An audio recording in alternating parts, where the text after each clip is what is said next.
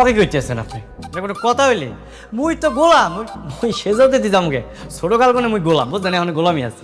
এদিকে এতগুলো টাকা তুমি দিয়ে দিয়েছো, শেষা যদি জানতে পারে বোমা তখন কি হবে একবার ভেবে দেখেছো? সুন্দর সুন্দর, অনেক সুন্দর হাতের লেখা, খুব সুন্দর। রাখো। এটা আমার রক্তে লেখা চিঠি গোলাম। জানি না বলতে, আমি কি আমার জন্য ব্যাংক ডাকাতি করতে যাচ্ছি? আমার কি টাকার অভাব? তোমার বাসার বাইরে যাওয়ার দরকার নেই, বাসাতেই থাকবে, ঠিক আছে? আচ্ছা ঠিক আছে, কোনো সমস্যা নেই। কিন্তু মা, এইসব ঝামেলা একবার মিটে গেলে আমার আর শেহজাদের বিয়েটা আপনাকে আবার দিতে হবে। এটা ওর কাছে মাথা রক্ত গরম করা খবর না। কিন্তু মা, আমি তো সইতে পারছি না, আমি ট্রমাটাইজ হয়ে যাচ্ছি মা। প্রথমে ব্যাংকের সিসিটিভির কেবলগুলো কাটবেন, তারপরে হচ্ছে গিয়ে ইমার্জেন্সি অ্যালার্মের কেবলগুলো কাটবেন। অন্যায় রুখে দিতে আর গরিবের পাওনা টাকা ফিরিয়ে দিতে শেহজাদ চৌধুরী কি এবার দেশের সবচেয়ে ক্ষমতাধর মন্ত্রীর ব্যাংকের সবচেয়ে বড় ডাকাতি করতে গিয়ে পুলিশের হাতে ধরা পড়ে যাবে, নাকি আগামী 23 নম্বর পর্বে ফাঁস হয়ে যাবে জাল গোলাম সেজে রিশাদের সাথে রফা করা সেই ভয়ঙ্কর ষড়যন্ত্রের আসল শতক? আজকের পর্ব 22 নম্বর এপিসোডের শুরুতেই আমরা দেখতে পাই এক চরম উত্তপ্ত পরিবেশ। শেহজাদ স্পষ্ট ঘোষণা দেয় যে তাকে অপমান করা হয়েছে আর এর শাস্তি সবাইকে পেতেই হবে। অন্যদিকে গ্রামে চুরি করে চোর নাম্বার 1 উপাধি পাওয়া গোলাম কিবরিয়া ঢাকায় এসে পৌঁছায়, কিন্তু রিশাদ তাকে শেহজাদ চৌধুরী সেই বাড়িতে নিয়ে আসতেই ঘটে যায় সবচেয়ে বড় টুইস্ট। গোলামকে দেখেই বাড়ির সবাই মনে করে তার স্মৃতি বুঝি আবার উল্টে গিয়েছে, সে এখন আর শেহজাদ চৌধুরী সেজে নেই, পুরোপুরি আগের গোলাম রূপেই ফিরে এসেছে। কিন্তু ঋতু যখন তাকে তার ঘরে নিয়ে গিয়ে রক্তের চিঠি স্মৃতি মনে করাতে চায়, ঠিক তখনই বোঝা যায় আসল গোপন সত্য। এই গোলাম আসলে আসল শেহজাদ নয়, বরং রিশাদের সাজানো এক ফেক গোলাম। আসল খেলা তো শুরু হয় অন্য জায়গায়। শেহজাদ চৌধুরীর সিদ্ধান্ত নেয় সে মন্ত্রীর ব্যাংক ডাকাতি করবে, তবে এই ডাকাতি নিজের স্বার্থে নয়, বরং সাধারণ ও অসহায় মানুষকে মন্ত্রীর ঋণের হাত থেকে মুক্ত করতে। তারা রাতে রূপ পরিবর্তন করে মাস্ক পরে সোজা ঢুকে পড়ে মন্ত্রীর ব্যাংকে। কিন্তু সবচেয়ে বড় শকিং মোমেন্ট আসে তখন, যখন ব্যাংক লুটের শেষ মুহূর্তে হঠাৎ বাইরে এসে থামে পুলিশের গাড়ি। পুলিশ অফিসার সন্দেহ নিয়ে ব্যাংকের ভিতরে ঢুকতেই থমকে যায় পুরো পরিবেশ। ঠিক তখনই শেষ হয় আজকের পর্ব। ব্যক্তিগতভাবে আজকের এই পর্বটি আমার কাছে দারুণ থ্রিলিং আর ইমোশনাল লেগেছে। বিশেষ করে শেহজাদ চৌধুরীর ক্যারেক্টার যেভাবে অন্যায়ের বিরুদ্ধে রবিনহুড স্টাইলে দাঁড়িয়েছে, সেটা সত্যি প্রশংসনীয়। আর ঋতুর সেই ইমোশনাল স্ট্রাগল আর কান্না দর্শককে পুরোপুরি গল্পের গভীরে নিয়ে যায়। আজকের পর্বে এমন কিছু হিডেন ক্লু ছিল যা হয়তো অনেকেই ভুলবশত মিস করে গেছেন। প্রথমত, রিশাদ যখন ফেক গোলামকে বাড়িতে নিয়ে আসে, তখন রিশাদের চোখ, মুখের অভিব্যক্তি আর আত্মবিশ্বাস নির্দেশ করে যে সে পুরো পরিবারকে নিজের হাতের পুতুল বানাতে চাইছে। দ্বিতীয়ত, বৌমা আর মায়ের 50 লাখ টাকার কাবিননামা ও ডিভোর্সের কাগজ সংক্রান্ত গোপন কথোপকথন প্রমাণ করে যে রিশাদ আসলে তাদের মারাত্মকভাবে ব্ল্যাকমেল করেছে। সবচেয়ে বড় হিডেন ক্লু ছিল ব্যাংকে হঠাৎ পুলিশের আগমন। মন্ত্রী আগে থেকেই কি কোনোভাবে আজ পেয়েছিল যে তার ব্যাংকে ডাকাতি হতে যাচ্ছে, নাকি দলের ভেতরেই লুকিয়ে আছে কোনো বিশ্বাসঘাতকের স্পাই? আগামী পর্বে দেখা যেতে পারে ভয়ঙ্কর সব মোড়। ব্যাংকে পুলিশের মুখোমুখি হওয়া শেহজাদ চৌধুরী হয়তো তার উপস্থিত বুদ্ধি দিয়ে কোনোভাবে পালিয়ে যেতে সক্ষম হবে, অথবা পুলিশের সাথে শুরু হবে এক রক্তক্ষয়ী ফাইট। অন্যদিকে বাড়িতে রিশাদ যখন নিজের ক্ষমতার সর্বোচ্চ ব্যবহার করতে চাইবে, ঠিক তখনই শেহজাদ চৌধুরীর হঠাৎ আগমন ঘটিয়ে রিশাদের সমস্ত ষড়যন্ত্র ধূলিসাৎ করে দিতে পারে। ফাতেমা আর ঋতুর গোপনীয়তা ফাঁস হয়ে যাওয়ার ফলে পরিবারে তৈরি হতে পারে এক চরম বিচ্ছেদ আর ইমোশনাল ব্রেকডাউন।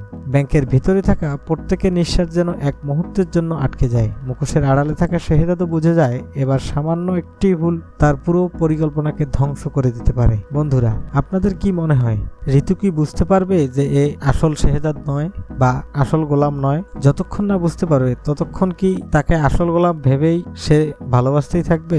আগামী পর্বের প্রেডিকশন নিয়ে আমরা বিস্তারিত আলোচনা করছি, ভিডিওটি শেষ পর্যন্ত দেখুন। আগামী পর্বে কি হতে যাচ্ছে তার ধারণা পেয়ে যাবেন।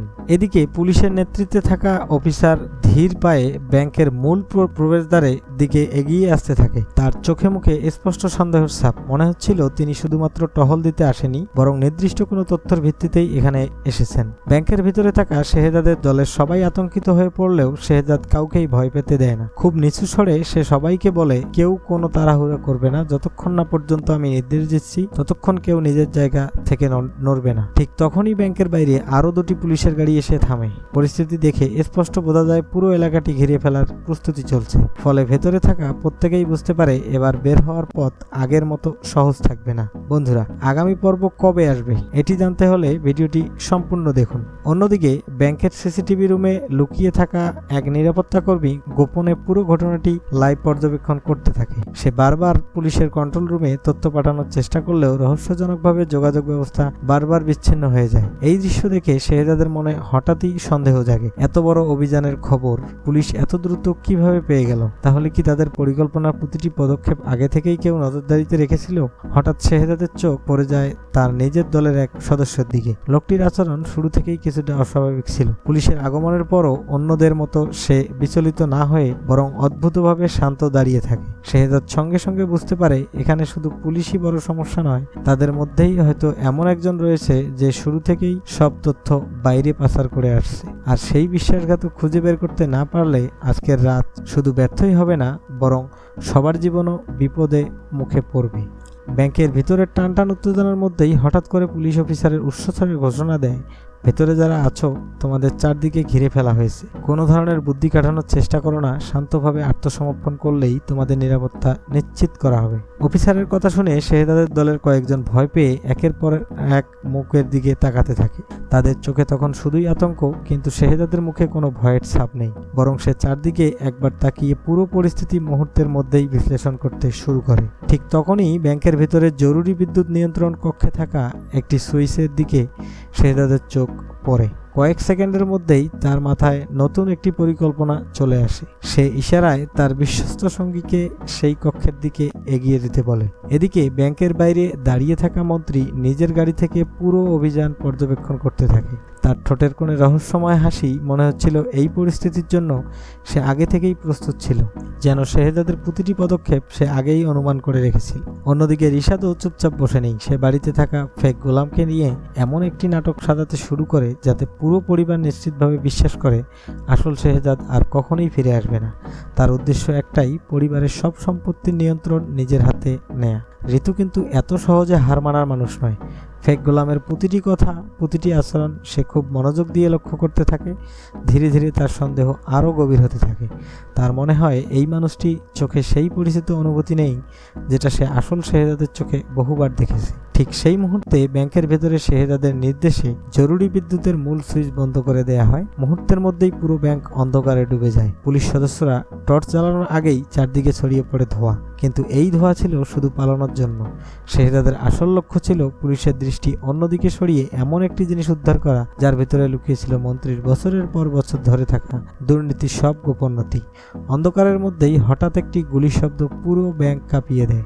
সবাই থমকে যায়, কিন্তু গুলিটি কে ছুড়ল, পুলিশ নাকি শেহজাদের দলের ভেতরে লুকিয়ে থাকা সেই রহস্যময় বিশ্বাসঘাতক, তা জানতে হলে ভিডিওটি শেষ পর্যন্ত দেখুন।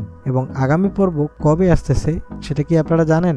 জেনে থাকলে অবশ্যই কমেন্ট করে আমাদের জানান, আর না জানলে পুরো ভিডিওটা দেখতে থাকুন, জানতে পারবেন আগামী পর্ব কবে আসছে। গুলির বিকট শব্দে পুরো ব্যাংক মুহূর্তের জন্য স্তব্ধ হয়ে যায়। ধোয়ার ভেতরে কে কে কোথায় রয়েছে সেটাই বোঝা কঠিন হয়ে পড়ে। পুলিশ সদস্যরা দ্রুত চারদিকে অবস্থান নিলেও কেউ নিশ্চিত হতে পারে না গুলিটি আসলে কার কাছ থেকে ছোড়া হয়েছে। শেহজাদ সঙ্গে সঙ্গে তার দলকে নিঃস্ব হয়ে আশ্রয় নিতে নির্দেশ দেয়। সে বুঝতে পারে এখন সামান্য ভুল সিদ্ধান্ত পুরো অভিযানের সমাপ্তি ঘটিয়ে দিতে পারে, তাই সে আগে নিজের লোকদের নিরাপদে সরিয়ে নেওয়ার দিকেই মনোযোগ দেয়। ঠিক তখনই ধোয়ার আড়াল থেকে একটি ছায়ামূর্তি দৌড়ে ব্যাংকের উল্টো দিকে এগিয়ে যায়। শেহজাদের চোখে বিষয়টি ধরা পড়তেই তার সন্দেহ আরো বেড়ে যায়, কারণ তাদের দলের কাউকেই সে ওই দিকে যাওয়ার নির্দেশ দেয়নি। এদিকে বাড়িতে রিশাদ নিজের পরিকল্পনার শেষ ধাপে পৌঁছে যায়। সে পরিবারের সবাইকে একত্র করে ঘোষণা দেয় আসল শেহজাদ আর কখনো ফিরবে না। এখন থেকে সমস্ত সম্পত্তি, সে পরিবারের সবাইকে একত্র করে ঘোষণা দেয় আসল শেহজাদ আর কখনো ফিরবে না।